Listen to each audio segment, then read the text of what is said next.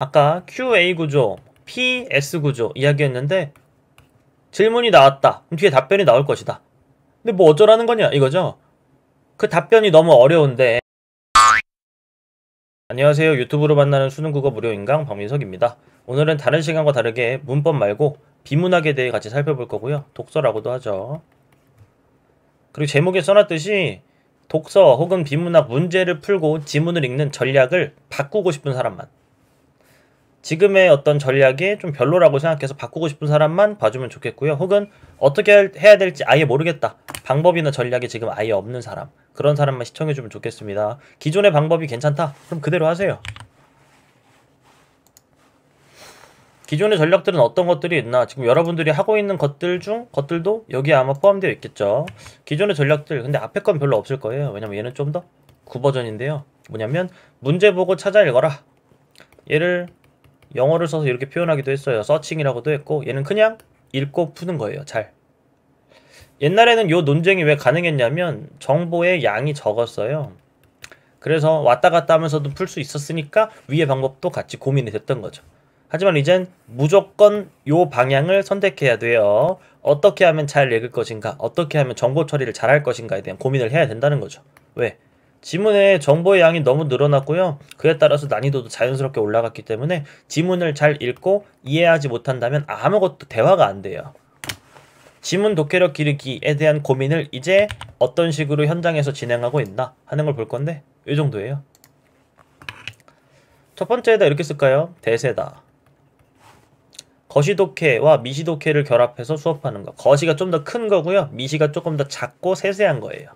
그 밑에는 호기심을 가지고 반응하며 읽기라고 되어 있는데, 굳이 둘을 나눠서 설명한다면 얘는 좀 더 방법론적인 내용을 많이 수업하는 것이고, 그 밑에는 조금 더 본질적인 독서란 무엇인가, 그냥 실력 올리는 거, 그런 거에 중점을 두고 수업하는 게 밑에 내용이죠. 위랑 밑에 중에 뭐가 맞는 것일까 볼게요. 뭔지는 알아야 뭐가 맞는지 알 수 있으니까. 거시독해라는 건 큰 틀에서 보는 건데 글의 구조를 보는 거예요. 그 구조를 뭐 할 거냐면 유형화 할 거예요. 유형화 했을 때 대표적인 유형이 뭐 PS, QA 이런 것들이 있죠. 문제가 있으면 뒤에 해결책이 있을 것이다. 그리고 질문이 있으면 뒤에 답변이 있을 것이다. 그거 가지고 학생들이 그 내용의 구조를 대략적으로 아니까 뒤에 나올 내용을 예측하면서 조금 더 능동적으로 읽게끔 해주는 그런 수업이 거시독해와 관련한 수업이죠. 그럼 같이 이루어지는 미시독해라는 건 뭐냐면 조금 더 세세하게 세부 문장 처리, 그렇게 큰 틀로 글이 이루어져 있는데 세부적인 문장은 어떻게 이해할 것인가 뭐 하는 걸 보는 게 미시독해 수업인데, 거시독해와 미시독해를 얼마나 잘 조화시켜서 수업하는가 하는 게 수업을 얼마나 잘하는가와도 직결되는 내용이라고 이해하면 딱 맞겠죠.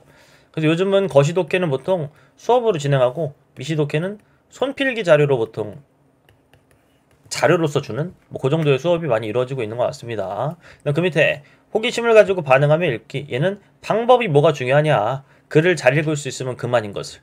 글 앞에는 단서가 있고 그 단서에 따라 반응하면서 뒤로 이어 가다 보면 결국 글 한 편을 하나의 큰 흐름 속에서 읽을 수 있게 된다. 뭐 이런 내용이 두 번째예요. 첫 번째랑 두 번째 뭐가 맞고 뭐가 틀린가를 살펴보기에 앞서서 각각의 단점을 좀 고민해 볼까요? 각각의 단점. 거시독해, 얘의 단점은 장점이자 단점인데 상품성이 높아요. 다만 뭐가 낮냐면 실전성이 낮죠. 아까 QA 구조, PS 구조 이야기했는데 질문이 나왔다. 그럼 뒤에 답변이 나올 것이다. 근데 뭐 어쩌라는 거냐 이거죠. 그 답변이 너무 어려운데 그 답변을 어떻게 다 이해하고 어떻게 찾아서 문제를 풀 것인가 하는 건데, 그런 거에 대한 해답은 거시독해가 주지 않아요. 또한 얘도 마찬가지죠. 문제가 나왔고 뒤에 해결책이 나올 것이다. 해결책이 엄청 어려운데 뭐 어떻게 하라는 거냐 하는 거죠. 정보의 양을 거시독해는 줄일 수 있게 처리해주는 방법을 알려주지 않는다. 그리고 거시독해는 수업을 듣다 보면 다들 느끼는 건데, 이건 QA 구조의 변형이야, 혹은 이건 PS 구조와 비교대조라는 유형이 같이 합쳐져 있는 거지, 뭐 이런 내용들을 말하게 되는데, 변형이나 아니면 융합 되는 순간 우리가 배웠던 지식은 무엇인가 하는 생각에 빠지게 되면서 거시독해는 길을 잃게 돼요. 그 미시독해와 얘의 단점은 명확하게 똑같은데 뭐냐면 이 미시도케는 세부적인 문장 처리니까 선생님들이 막 하는 거겠죠. 얘도 마찬가지. 1등급 학생들이나 아니면 강사분들 아니면 학교에 있는 교사분들은 실제로 요것들을 하면서 읽을지도 모르겠어요. 근데 이건 자기들이 하고 있는 건 맞는데 뭐가 불가능한 방법이라고 볼 수 있냐면 알려줄 수는 없어요. 전수가 불가능하다. 그러면 저는 열심히 연습했더니 결과적으로 호기심을 가지고 반응한 맥다 보니까 성적이 올랐는데 이런 경우는 무엇인가? 그건 말 속에 답이 있는 게 연습의 성과지 수업의 성과가 아니다. 그러면 그 수업을 들어서 무언가를 얻어갈 때 과연 그거랑 직결되는 것인가? 나의 실력 향상이 그것과 직결되는 것인가? 그렇지 않다는 거죠. 연습하면 되는 내용일지도 모르고 전수는 아예 불가능한 내용이기 때문에 이 두 가지 다 조금은 부족함이 있지 않나? 이 두 가지 방법을 다 틀렸다고는 안 할 거예요. 다 필요한 내용들인데 이거 전에 한 가지가 있어야 한다. 이 전략이라는 건 되게 간결한 행동으로서 약속되어 있어야 해요. 근데 이건 너무나 장황한 이야기들이고 조금 더 본질적인 이야기, 들어갔을 때 내용들이기 때문에 전략이라고 보긴 좀 어려울 수 있죠. 그래서 저는 이 거시독해와 미시독해 다 해라. 호기심을 가지고 반응하며 읽어라. 다만 오늘 딱 하나의 행동을 알려줄 테니까 그걸 먼저 하고 이것들을 나중에 해라. 그럼 분명히 비문학이 조금 더 명쾌해질 것이다 하는 내용 정도를 전달하고 싶어서 영상을 찍고 있네요. 전략을 말하기에 앞서 약간 적을 알고 나를 아는 느낌? 비문학의 문제 구조는 어떻게 이루어져 있나? 비문학 즉 독서죠. 이게 순서대로 이렇게 나와요. 캠을 좀 줄여야겠네요. 순서대로 전체에 대한 문제가 먼저 나오고요. 부분들에 대한 문제가 나중에 나와요. 전체에 대한 문제는 보통 두 가지 유형인데 얘가 압도적으로 많이 나오고요. 얘는 나오면 약간 준비가 돼 있다는 가정 아래 약간 개꿀이죠. 이 전체 내용 일치, 유형이 좀 생소할 수도 있는데 유형을 뭐 풀어서 이야기해보면 윗글에 대한 이해로 적절한 것은 혹은 적절하지 않은 것은 이렇게 묻는 게 전체 내용 일치. 많이 본 적이 있을 거예요. 실제로 순서대로 보면 이렇게 쭉 나와요. 그 다음은 부분들에 대한 문제인데 우리는 이 내용 일치랑 이 내용 일치가 다른 걸 몰라요. 각각의 특징들을 좀 간략하게 이야기해본다면 전체 내용 일치는 조금 더 내용의 깊이가 낮아요. 물어보는 내용이 깊지 않다는 거예요. 다만 위치가 예상되지 않아요. 근데 세부 내용 일치는 내용의 깊이는 굉장히 깊죠. 어렵고 막 계산해야 되는 것도 물어보곤 하니까. 하지만 세부 내용 일치의 약간 좋은 점은 나중에 알게 되는 내용이지만 위치가 예상돼요. 특정 한 문단 혹은 특정 한 문단과 요 문단을 묶어서 딱 두 문단 정도? 많아봐야 두 문단 안에서 내용을 묻게 된다는 거죠. 그 두 문단을 열심히 읽고 와서 문제를 풀면 그 전보단 나아져서 풀 수 있는 상태가 되는 그게 바로 세부 내용 일치이기 때문에 얘랑 얘는 되게 달라요. 본질적으로 봤을 때 객관적으로 만약에 측정할 수 있다면 전체 내용 일치가 난이도가 더 낮아요. 세부 내용 일치가 난이도가 더 높게 되겠죠. 근데 좀 아이러니하게도 우리는 굉장히 어렵게 비문학을 대하는 이유는 얘 때문이에요. 전체 내용 일치 때문인데 왜 그런지는 바로 다음 장에 나오니까 그때 볼게요. 그리고 오늘은 줄 수 없는 해결책이 이런 거. 보기 문제에 대한 해결책은 오늘 줄 수 없습니다. 그리고 앞으로도 줄 수 없을지도 모르겠어요. 만약에 비문학 수업을 할 때 누군가가 보기 문제 100% 맞히는 법 알려준다 이러면 걸으세요. 보기 문제는 맞을 수도 있고 틀릴 수도 있는 거라 왜냐면 얘는 사고력이라는 거랑 좀 연관이 있는 문제라 맞을 수도 있고 틀릴 수도 있거든요. 얘는 나중에 같이 또 이야기해보는 걸로 하고 어휘 문제도 오늘은 고려대상에서 뺄게요. 무조건 쉽기 때문에 뺀다가 아니라 지문 읽는 거랑 별로 상관이 없을 수도 있거든요. 오늘은 요 두 가지 전체에 대한 문제와 부분들에 대한 문제 어떻게 접근할 것인가 어떻게 다른가 그리고 우리가 딱 하나의 행동을 배운다고 했는데 원래 하던 그런 전략들을 하기에 앞서 딱 하나의 행동을 해야 되고 그런 행동을 했을 때 비문학 읽기가 조금이라도 쉬워질 수 있다면 그 행동은 도대체 무엇인가 그 내용을 같이 살펴보자는 거죠. 우리는 비문학을 어려워한다. 왜일까요? 암기하듯 읽기 때문이에요. 지문이 쭉 있으면 여기에 문제들이 1, 2, 3 이렇게 있다고 해볼게요. 지문을 한 번에 쭉 읽고 문제를 짜라라락 푸는 걸 이상적이라고 생각하고 그러기 위해 노력하기 때문에 그래요. 근데 완전 비문학에 신이 있다면 당연히 얘를 다 읽고 모든 내용 다 외운 다음에 문제를 짜라락 풀고 다 맞겠죠. 하지만 우리는 어쩔 수 없이 굉장히 높은 확률로 대부분의 학생들이 다 한 번에 끝나지 않고 돌아옵니다. 어차피 문제를 풀다가 지문으로 돌아갈 거라면 인정하세요. 어차피 돌아올 걸 인정한다면 이 행위도 바뀌어야 돼요. 글을 암기하듯 읽지 마세요. 암기하듯 읽는 이유를 알아야 그러지 않을 수 있겠죠. 어디서 뭘 물어볼지 몰라서 넌 뭘 그걸 그렇게까지 보고 있니? 이렇게 물으면 아 이게 문제에 나올 수도 있잖아요 하면서 지문을 막 또 본다는 거죠. 근데 어이없는 건 문제는 써 있는데 우리는 바뀌어야 한다. 뭐가 바뀌어야 되냐면 어디서 뭘 물어볼지 모르는 상태를 졸업해야 돼요. 그건 아까 봤던 문제 유형으로 돌아가서 얘기해 볼 수 있을 텐데 어디서 뭘 물어볼지 모르는 건 정확히 얘 때문이에요. 아까 난이도는 낮다고 했던 그거 아닌가? 맞는데 어디서 뭘 물어볼지 모르는 건 정확히 요 유형 때문에 그런 일이 벌어지는 거죠. 전체에 대한 문제 여기서 뭘 줄일 거냐면 부담을 줄일 거예요. 해결을 하는 거죠. 그리고 부분들에 대한 문제는 위치 확인 후 집중해서 독해해낼 거예요. 그런 다음에 왔다 갔다 하면서 이 세부 내용 일치 문제를 풀어낼 거예요. 오늘 하는 법은 지문을 첫 번째 읽는 그 방법을 바꾼다.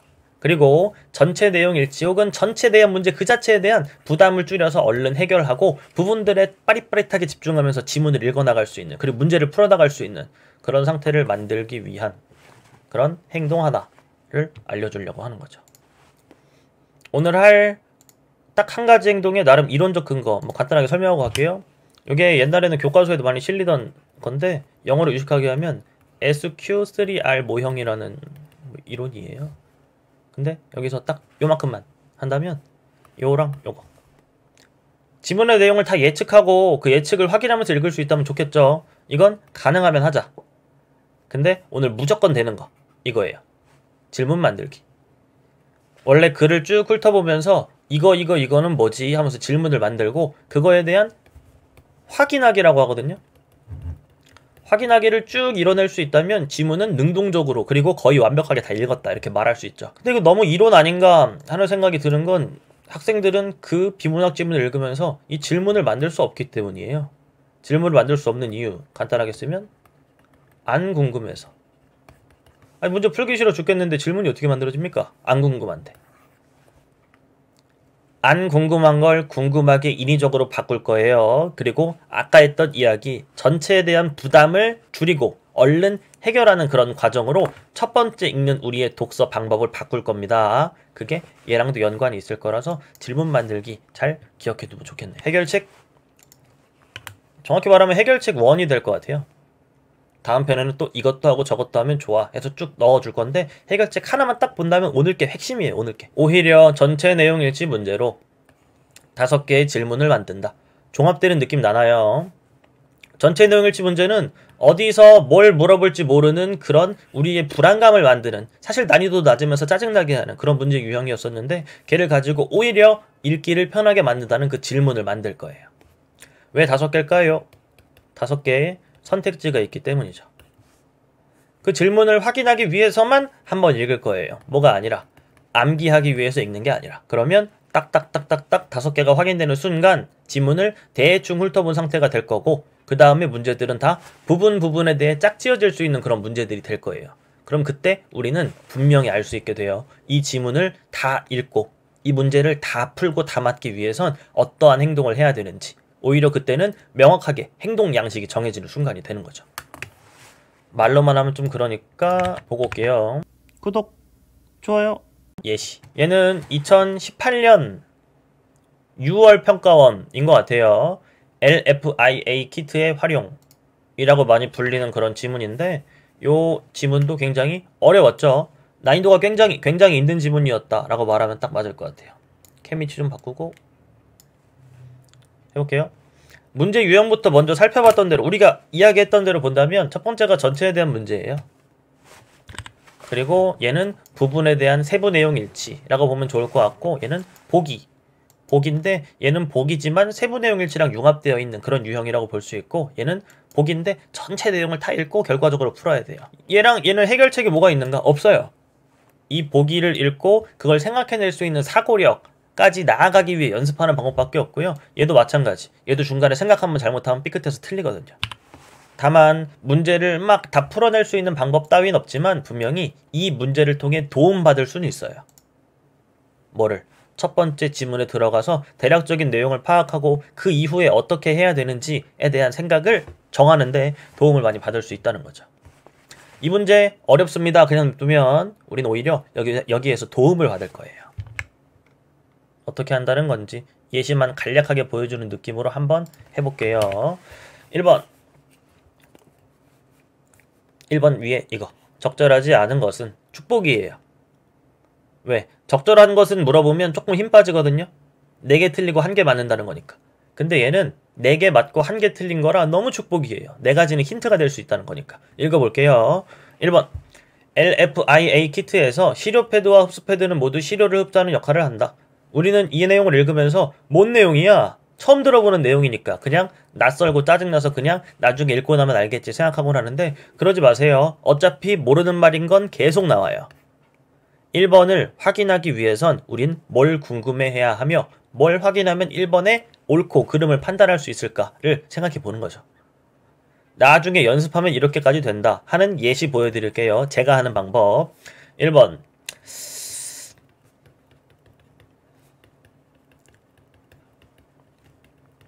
이렇게 물을게요.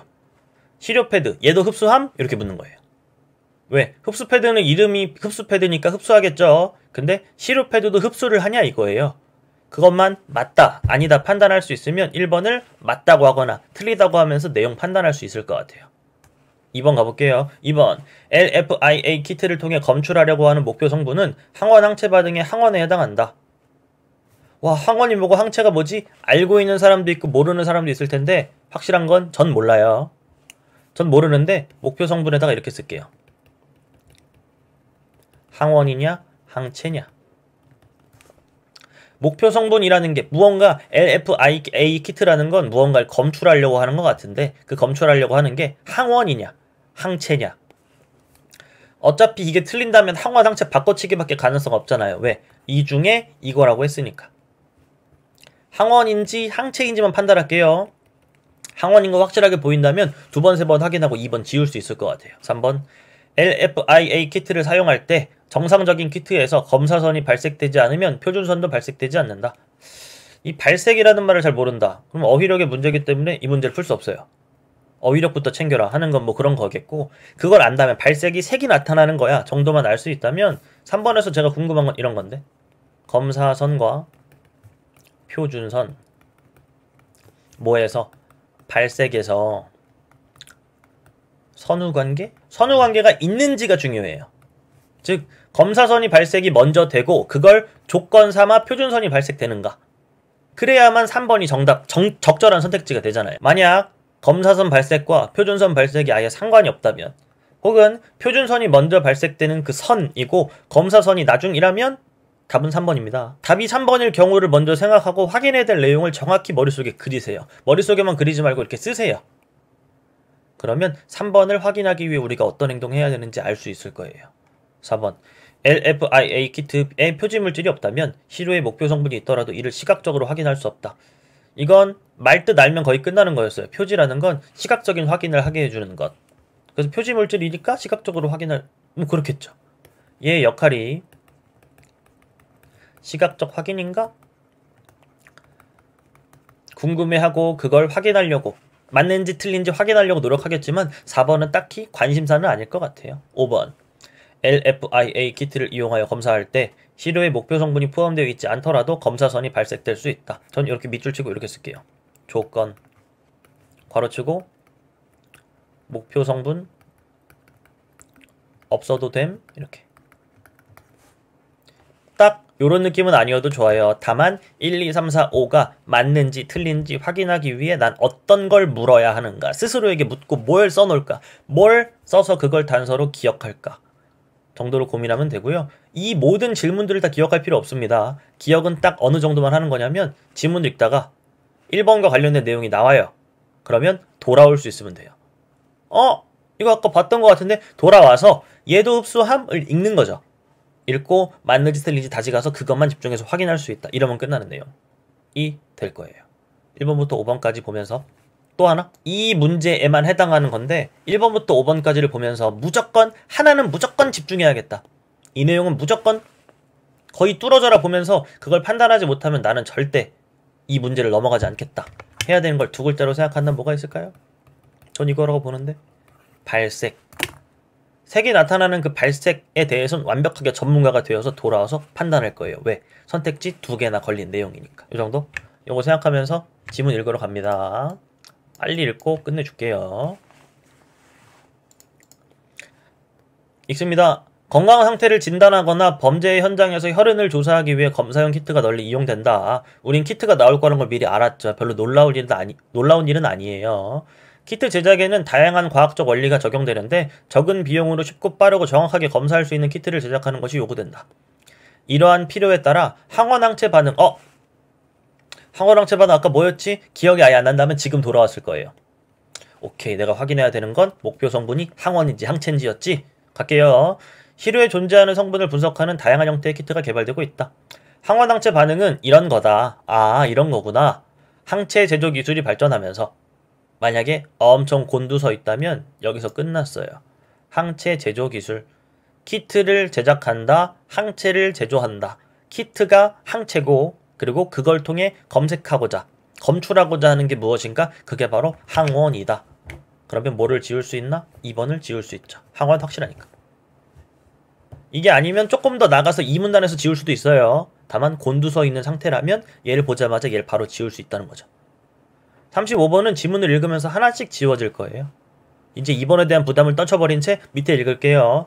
LFIA 키트를 이용하면 키트에 나타나는 선을 통해 선 2가지 선 기억할게요. 검사선과 표준선이 있죠. 액상의 시료에서 검출하고자 하는 목표 성분의 유무를 간편하게 확인할 수 있다. LFIA 키트는 가로로 긴 납작한 막대 모양인데 원래 이 한 가지 방법 이후에 나중에 공부할 때는 이렇게 나왔다. 그럼 그림 그리라고 할 거예요.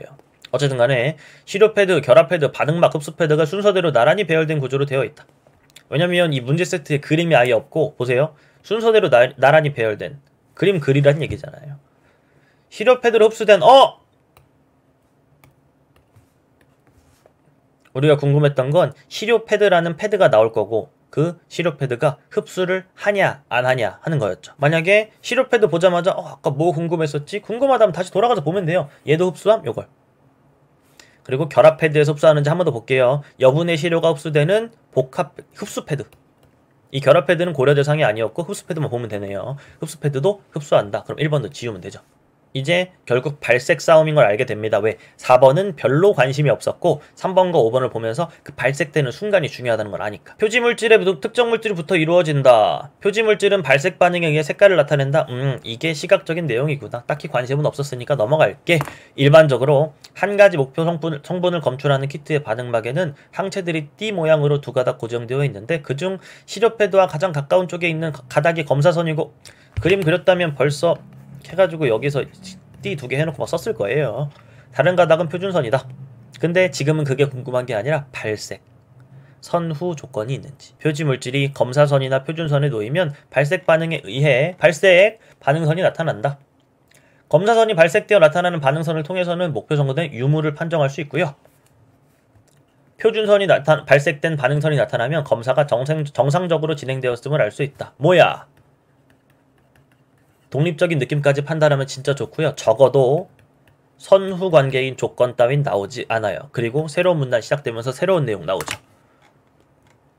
3번 다시 읽을게요. LFIA 키트를 사용할 때 정상적인 키트에서 검사선이 발색되지 않으면 표준선도 발색되지 않는다. 일단 선후 관계가 아니라 3번이 답인 것 같아요. 그리고 조금 더 자세하게 살펴보면 요 말이 있죠. 정상적인 키트. 정상적인 키트에서 검사를 진행했다면 표준선은 발색될 거예요. 왜? 정상적인 검사가 진행되었다 하는 증거가 표준선의 발색으로 나타나는 거니까. 4번도 지웠다 치지만 5번은요. 5번은 세모로 남기고 3번을 2번 확인하세요. 5번은 이 이후에 나오긴 해요. 근데 5번도 처리할 수 있는 방법은 이거. 반응선을 통해 목표 성분의 유무를 판정할 수 있다. 없다도 판정할 수 있다고 했으니까 없을 때도 나타나는구나. 근데 이건 너무 어려워서 뒤에를 봐야 원래 알 수 있는 내용이긴 하지만 3번이 답인 건 몇 번 봐도 알 수 있죠. 이러고 나서 이제 해야 될 건 각각의 문단들이 이제 어떤 내용이 있구나. 이제 문제에서 뭘 물으면 거기에 가서 기역과 니은이 있으니까 기역과 니은 있는 문단을 확실하게 정리해서 강해져서 돌아온 후에 이 문제를 풀어야지. 그럼 이제 내용들이 모인단 말이죠. 이제 내가 판단하지 못한, 파악하지 못한 그런 문단이 뭐 있지? 얘랑 얘가 있구나. 얘랑 얘를 읽고 봤더니 또 얘는 얘랑 대응되고. 그다음 나머지는 종합이긴 한데 그 종합은 이미 다른 문제들을 풀면서 우리가 알게 된 그런 지식을 종합해서 사고력을 발휘해서 푸는 거기 때문에 맞으면 맞고 틀리면 틀리는 거. 이런 선택까지 발전할 수 있다는 거죠. 오늘은 딱 한 가지의 행동만 같이 살펴보기로 했기 때문에 그 전체 내용일치 문제를 가지고 어떻게 지문을 한번 읽어낼 수 있는지, 그리고 이걸 푼 다음엔 딱 손 놓고 멀리서 보는 거예요. 이제 각각의 문단에서 내가 할 일이 무엇인가 좀 부담을 줄이면서 이젠 어디서 뭐가 나올지 모르는 상태, 막 지뢰를 밟을지도 모르는 그런 상태는 벗어날 수 있잖아요. 요거 한 겁니다. 오히려 전체 내용일치 문제로 5개의 질문을 만든다. 그 질문을 확인하기 위해서만 한 번 읽는다. 이런 해결책이 필요하지 않다고 느낀 친구들은 그냥 하세요. 다만 제가 필요하다고 확실하게 말할 수 있는 건 저는 푸는 방법을 바꿨어요. 옛날에는 아까 나왔던 그냥 독해력 있잖아요. 독해력으로 그냥 푼다로 했었는데 왜 바꿨냐면 잘 안 틀리거든요. 직업이 이거라. 근데 틀릴까봐 바꿨어요. 너무 난이도가 어려운 그런 제재가 나오면 너무 긴장해서 잘 안 읽게 되고 안 읽히게 되고 결과적으로 틀리면 큰일 나니까. 전 틀리면 큰일 나는 사람이거든요. 그래서 바꿨는데 전 절대 안 틀리기 위해서 이런 방법으로 바꿨는데 여러분에게 묻고 싶네요. 여러분은 틀려도 되는 사람들인지. 제가 직업이 이거라 안 틀려야 되는 건 아닌 것 같거든요. 추가적인 팁 한번 읽어보시고 할 거 없으면 말투라도 바꿔서 물음표라도 붙여놓으세요. 이렇게 시작해서 나중엔 이렇게 마치 제가 하는 것처럼 조금 더 5개의 질문을 밀도 있게 만들 수 있다면 읽을 때 그 편해지는 것도 훨씬 더 세질 거예요. 다음 시간 예고. 최근 기출문제 해설. 방법을 알려주고 지문을 가려서 편집해서 한다면 좀 그 방법이 가짜인 거거든요. 그래서 최근 기출문제 아무거나 가지고 와서 이렇게 하는 거야 해서 추가적인 문제풀이 같이 몇 개 해볼 거고요. 그리고 남아있는 팁. 이게 1단계라고 했잖아요. 2단계, 3단계 그렇게 전수하는 영상 한번 찍어보겠습니다. 어떻게 봤을지 모르겠는데 어쨌든 비문학에 뭐 새로운 전략이 필요하다면 이런 것도 괜찮아. 이런 것도 한번 연습해봐 하는 정도로 제안하는 영상이니까 그렇게 봐주고요. 여기까지 할게요. 안녕.